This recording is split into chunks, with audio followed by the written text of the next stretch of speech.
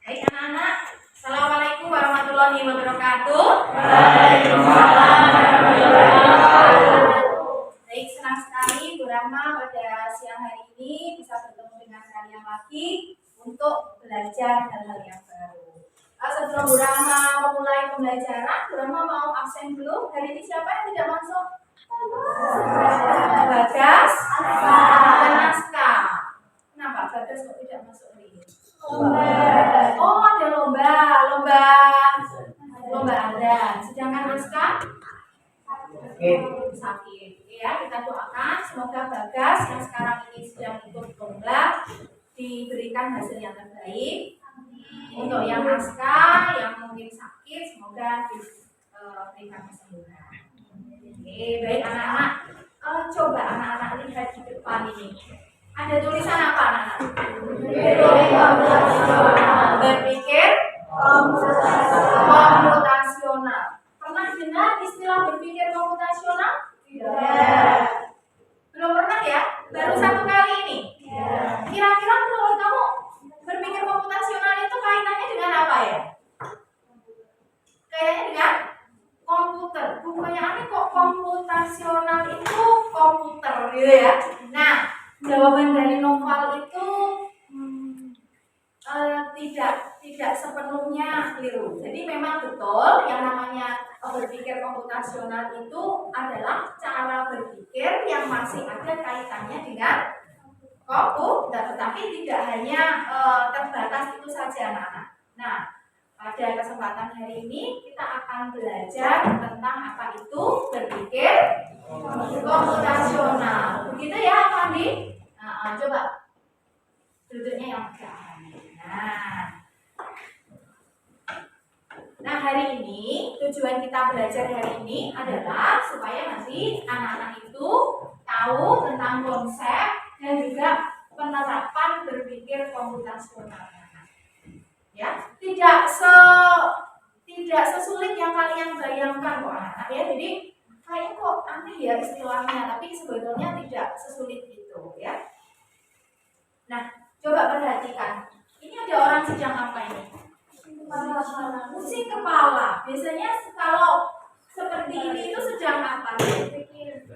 Berpikir, stres, punya masalah. Anak-anak pernah punya masalah?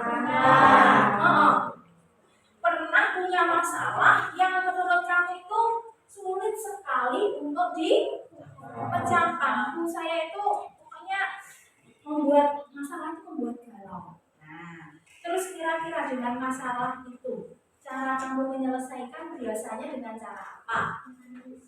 Pak? Nangis, ya? Nangis. Terus apa lagi? Main.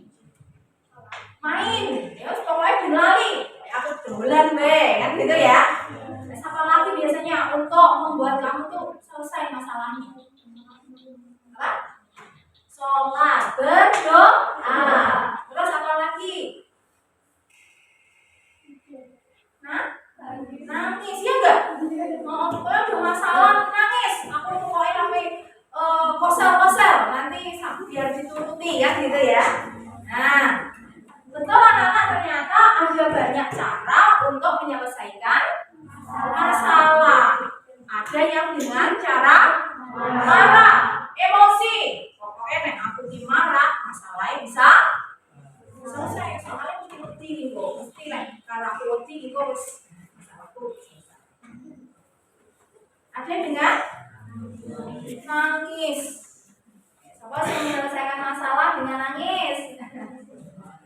Ada juga dengan ya cuek aja. Paling-paling ini nanti masalahnya juga selesai dengan sendirinya. Gitu ya. Ada juga dengan cara berdiskusi dengan teman, dengan orang tua, dengan saudara, dengan bapak ibu guru misalkan. Ada juga menyelesaikan dengan minta maaf. Minta maaf. Ada lagi kira-kira apa ya selain minta maaf? Minta tolong. Ya, minta tolong ke siapa aja yang kita anggap bisa. Bisa juga tadi jawabannya Desi adalah dengan berdoa. Biasanya itu adalah cara-cara kita untuk menyelesaikan masalah. Tapi anak-anak, pada kesempatan hari ini Bu Rama akan mengajarkan anak-anak cara untuk menyelesaikan masalah, tapi dengan cara yang tidak biasa, dengan cara yang lain yang mungkin belum pernah kalian lakukan, yaitu dengan cara berpikir komputasional. Wih, keren gak, Cak? Keren gak namanya? Yes. Keren. Apa menyelesaikan masalah ini dengan berpikir komputasional? Ya kan? Berpikir komputasional itu apa? Dan pentingnya apa? Nah, jadi anak-anak, tadi di awal tadi, Noval tadi sudah sedikit memberikan clue-nya bahwa berpikir komputasional itu adalah cara berpikir atau kemampuan berpikir untuk menyelesaikan masalah, tapi dengan cara yang efektif. Ya, pakai logika, logis, pakai akal dan runut alias sistematis. Kamu pakai langkah-langkah, kamu pakai cara-cara orang-orang, gitu, sehingga nanti anak-anak bisa mendapatkan solusi terbaik. Itulah yang dimaksud dengan berpikir komputasional. Itu seperti hanya programmer itu sedang memprogram komputer, anak-anak. Ya, caranya programmer itu menerapkan cara berpikir komputasional. Nah, apa pentingnya berpikir komputasional itu? Coba Iksan dibaca. Iksan, apa pentingnya Iksan? Yang bawahnya. Berpikir komputasional penting untuk kita terapkan dalam kehidupan sehari-hari karena menjadi cara efektif penyelesaian masalah tanpa fokus pada solusi bukan masalah. Oke, ya. Ada nggak yang masih baper-baper kalau mau menyelesaikan masalah? Nah, boleh nggak baper? Ya, boleh lah sedikit-sedikit, tapi semakin dewasa harus semakin dikurangi, ya. Jadi sudah semakin berpikir secara apa tadi? Logis atau disebut apa tadi? Berpikir apa tadi? Komputasional. Nah itu nanti akan jadi orang-orang yang hebat, ya. Jadi memecahkan masalah tanpa masalah. Jadi berpikir pada solusi. Nah, apa sih Bu Rahma 4 langkah berpikir komputasional itu? Langkah berpikir komputasional itu ada 4 langkah, anak-anak. 4 langkah. Yang pertama namanya adalah dekomposisi.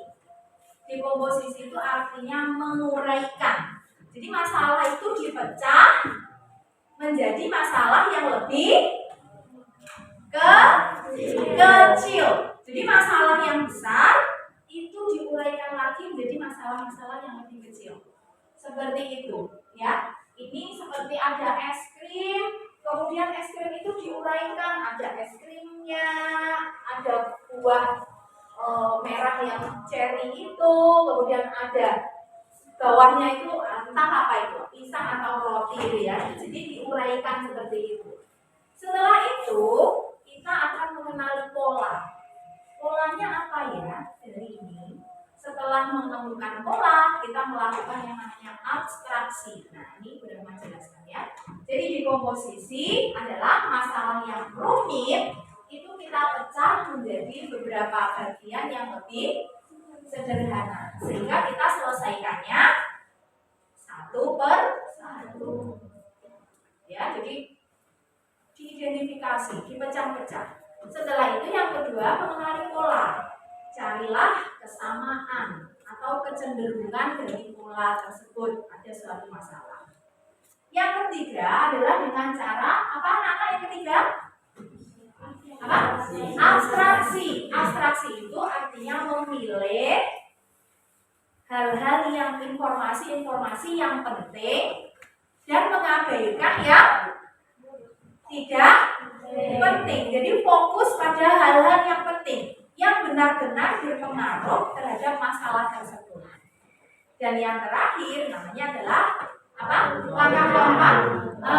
Algoritma. Algoritma itu membuat petunjuk atau langkah-langkah dalam menyelesaikan masalah.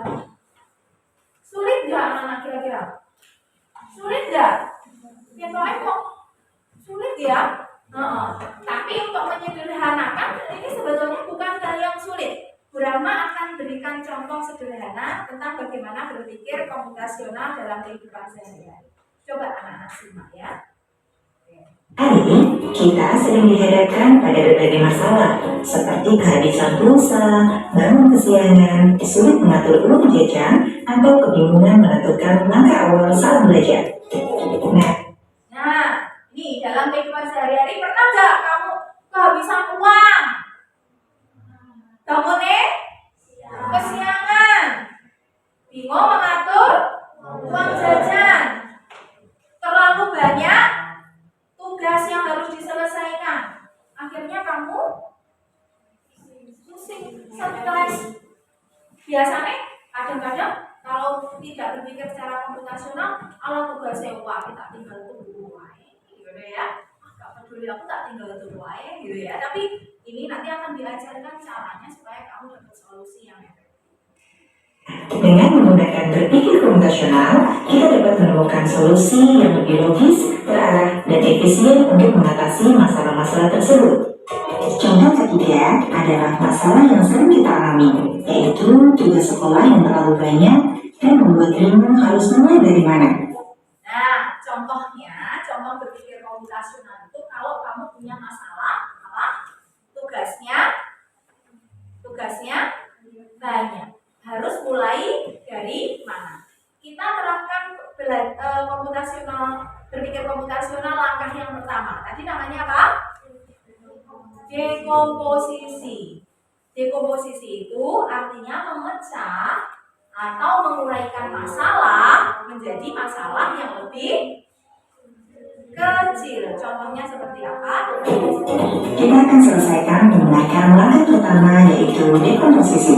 Kita pecah semua tugas yang harus dikerjakan. Contohnya, tugas matematika menyelesaikan 10 soal. Tugas bahasa Indonesia membuat ringkasan teks. Tugas IPA membuat laporan praktikum.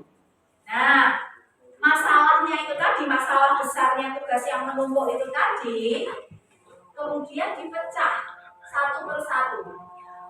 Ya, ternyata ada tugas apa saja? Matematika, ada tugas bahasa Indonesia membuat ringkasan teks, ada tugas IPA, mungkin ada lagi tugas IPS dan lain sebagainya. Dipecah-pecah dulu. Itu yang disebut dengan langkah apa, Nata? Dekomposisi. Dipecah-pecah dulu. Ya, biar jadi lebih jelas. Berikutnya, setelah dipecah Dengan diapakan? memecah semua tugas ke dalam bagian-bagian ini, kita bisa melihat mana yang lebih dulu perlu dikerjakan.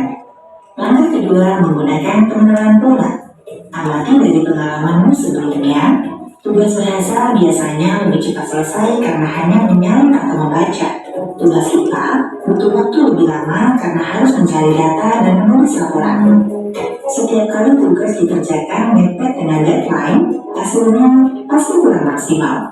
Dari sini kita mengenali pola, tugas berat harus dikerjakan lebih awal, tugas ringan bisa menyusul. Nah, mengenali pola. Ya. Kedua apa anak? Mengenal pola. Jadi anak-anak itu pasti akan bisa mengenali kira-kira tugas mana ya yang biasanya paling cepat selesai di antara tugas-tugas itu. Oh, kalau IPA itu seperti ini, kalau bahasa Indonesia seperti ini, sehingga kalian akan membuat pola bahwa tugas yang berat harus dikerjakan lebih awal, tugas ringannya bisa menyusul. Boleh nggak dibalik? Yang ringan dulu dikerjakan, yang berat setelah yang ringan selesai. Boleh nggak seperti itu? Boleh nggak? Boleh. Pola bisa kalian tentukan sendiri. Yang penting kalian ada strateginya. Oke? Nah, sampai di sini ada yang masih bingung. Mengenali pola bisa ya? Aku kan iso niteni oleh biasanya ini iki aku kene iki. Biasanya nek aku bangunnya itu terlambat itu karena tadi malam itu aku tuh gini gitu ya. Jadi mengenali pola. Yang kebiasaannya itu seperti apa? Berikutnya, Langkah ketiga menggunakan abstraksi. Ambil informasi yang penting saja, seperti jumlah tugas, tingkat kesulitan, dan tenggat waktu. Kita tidak perlu memikirkan apakah tugasnya menyenangkan atau tidak, atau teman mana yang juga belum mengerjakannya. nah sekarang yang ketiga langkahnya adalah abstraksi atau fokus pada hal-hal yang penting ya, seperti tugasnya ini seperti apa sih tingkat kesulitannya, nanti waktunya kapan. Nah, jadi anak-anak nggak perlu itu memikirkan koncoku loh ya belum selesai, koncoku belum selesai, aku ya akan santai, koncoku belum kerja nih.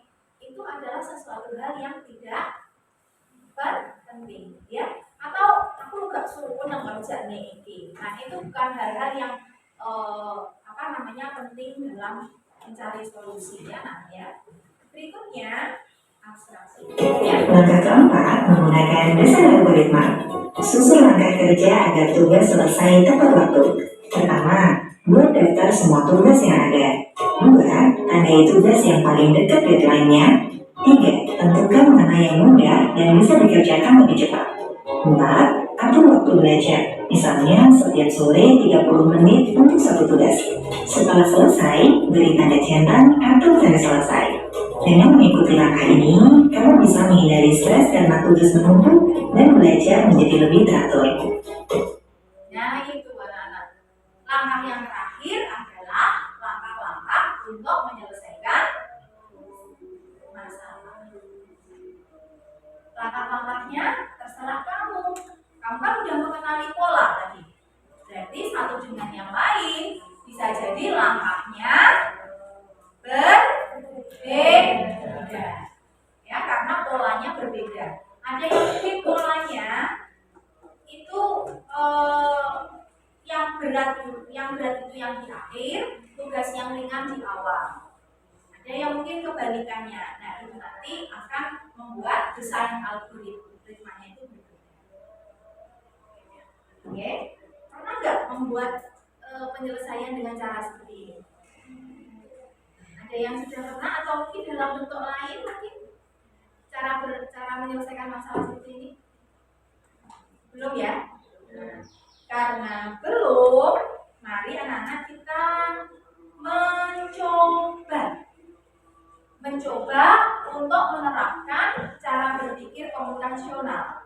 Nah, di sini Bu Rahma menyediakan LKPD atau lembar kerja peserta didik tentang bagaimana memecahkan masalah dalam kehidupan sehari-hari dengan berpikir komputasional.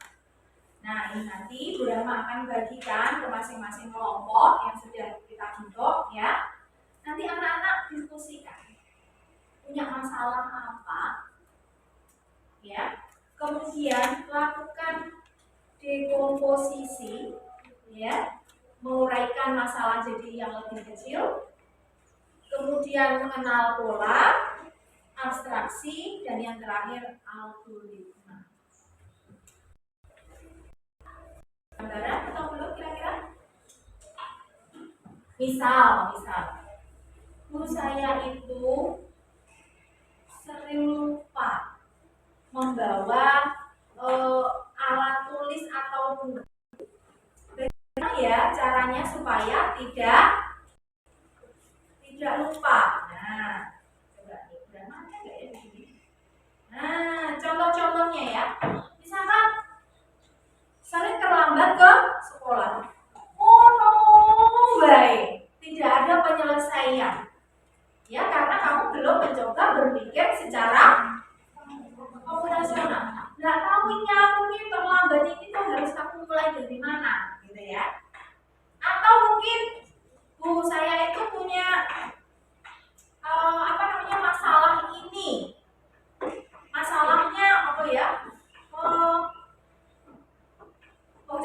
dari cah wedok ya.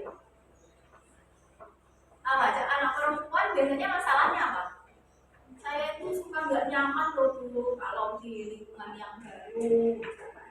Saya itu suka merasa ini sama teman saya itu kayaknya kok saya itu kok nggak dikancani. Nah, itu juga bisa. Saya itu kalau belajar kok sering nggak fokus ya, mau ngerjakan ini kok ternyata nggak bisa selesai. Nah, itu adalah contoh-contoh masalah dalam kehidupan sehari-hari. Apapun masalahnya, kita coba untuk berpikir secara komputasional. Nah, coba ya anak-anak ya. Halo. Hai. Coba ya. Ya. Oke, sekarang mari anak-anak silakan berkumpul dengan kelompoknya masing-masing. Ini kelompok 1, kelompok 2, kelompok 3, dan kelompok 4. Silakan ditata bangkunya supaya bisa berdiskusi. Oh ya, kelompok 5. Kelompok 5 di sini. Ya, 1, 2, 3, 4, 5. Oke, silakan berkumpul dengan kelompoknya masing-masing. Ulangi hitung 1 sampai 10. 1, 2, 3, 4,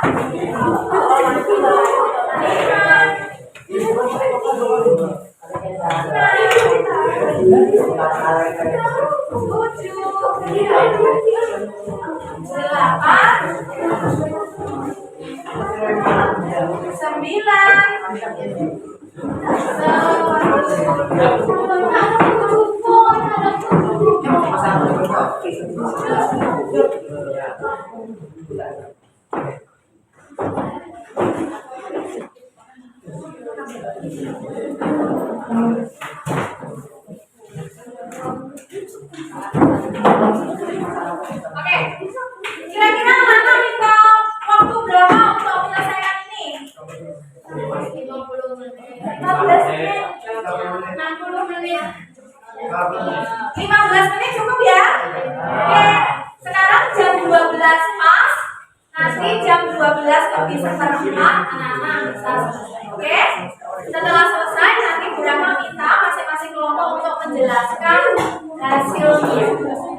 Ya, silakan bekerja.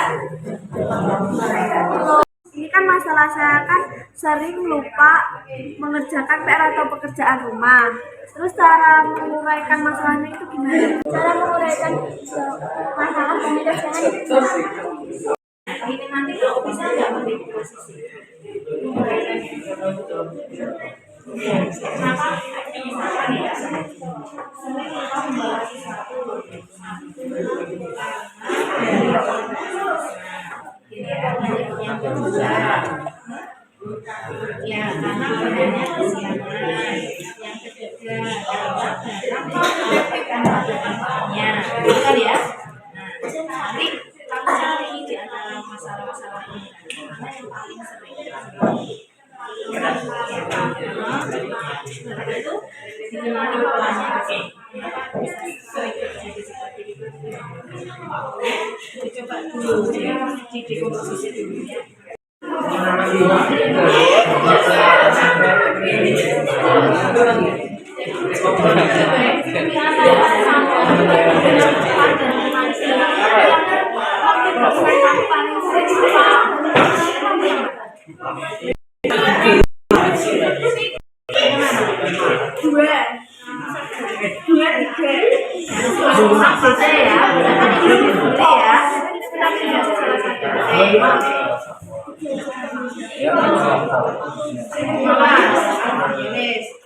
Di sini malah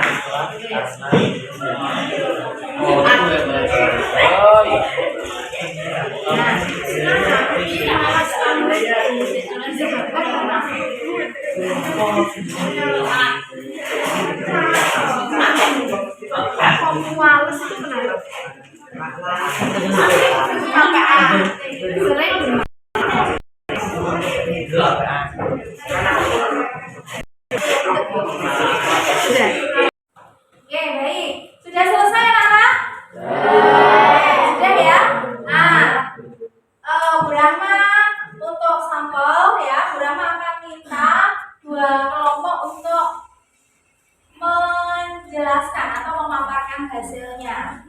Kelompok ini kelompok berapa? 3. Yang di sana kelompok berapa? 5. Kelompok 3 dan 5 nanti akan memaparkan hasilnya. Silakan mewakili kelompok salah satu saja berdiri di situ membaca dengan suara yang keras. Jadi kelompok 5 dulu silakan.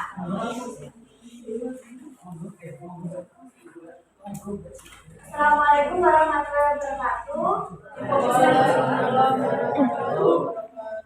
Ini hasil dari pekerjaan kami. Masalah dari kelompok kami adalah sering lupa mengerjakan PR atau pekerjaan rumah.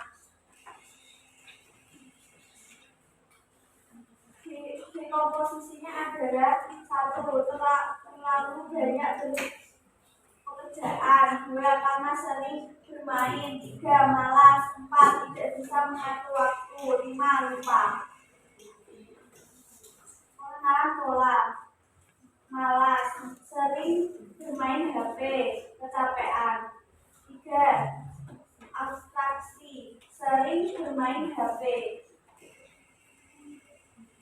Algoritma atau solusi, 1 bisa mengatur waktu, 2 mengurangi pemakaian dan 3 mengurangi rasa.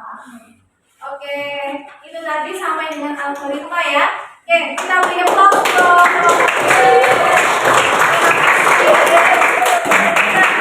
Baik, sekarang berikutnya kita akan dengarkan masalah dan solusi dari kelompok 3 yang berpikir secara komputasional. Silakan Rizky dibaca. Assalamualaikum warahmatullahi wabarakatuh. Waalaikumsalam warahmatullahi wabarakatuh. Saya akan menunjukkan pekerjaan kelompok 3. 1. Masalah dari lupa mengelola sesuatu. 1. Komposisi, tidak mengatakan barang pada tempatnya.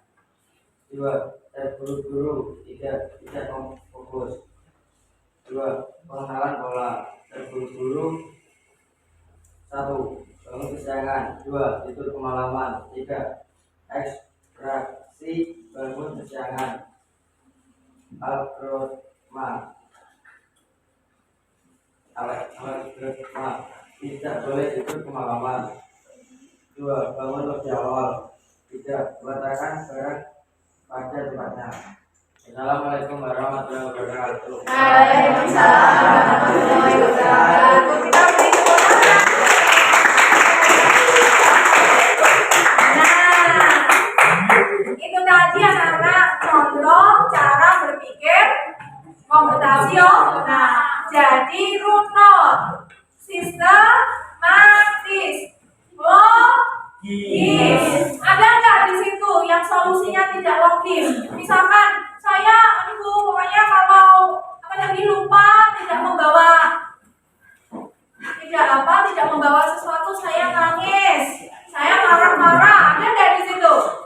Tidak, tetapi fokus pada solusi. Itulah maka penting bagi kita untuk melatih diri kita berpikir secara komputasional. Nah, gitu ya, anak ya. Nah, oke. Kesimpulan kita pada kesempatan siang hari ini, ya. Berpikir komputasional tidak hanya digunakan dalam dunia teknologi atau komputer, tetapi juga sangat bermanfaat dalam kehidupan sehari-hari. Dengan memahami dan menerapkan keempat metode utama, yaitu dekomposisi, pengenalan pola, abstraksi, dan desain algoritma, kita dapat menjadi pribadi yang lebih teratur, lebih cermat, dan lebih siap menghadapi berbagai tantangan. Nah, itu ya Nana. Jadi tadi masih kita ingat lagi apa 4 langkah berpikir komputasional. Yang pertama adalah dekomposisi, yang artinya masalahnya dipecah atau diuraikan menjadi masalah yang lebih kecil. Setelah itu yang kedua adalah pengenalan pola, yang ketiga adalah abstraksi, yang keempat adalah algoritma. Oke. Nah, setelah ini tugas untuk kalian secara individu, coba siap silakan anak-anak kembali menerapkan cara berpikir komputasional dengan cara membuat jadwal harian. Ya, jadwal harian supaya nanti waktu kalian 1 kali 24 jam ini bisa anak-anak manfaatkan secara efektif. Kalian bisa menyusun mana yang prioritas, mana yang tidak prioritas. Seperti itu ya, Nana ya. Nanti dikumpulkan di pertemuan berikutnya hari Rabu pekan depan. Nah, terima kasih dari Bu Rahma. Sekian. Sampai ketemu lagi di pertemuan berikutnya. Rahma akhiri. Wassalamualaikum warahmatullahi wabarakatuh. Waalaikumsalam.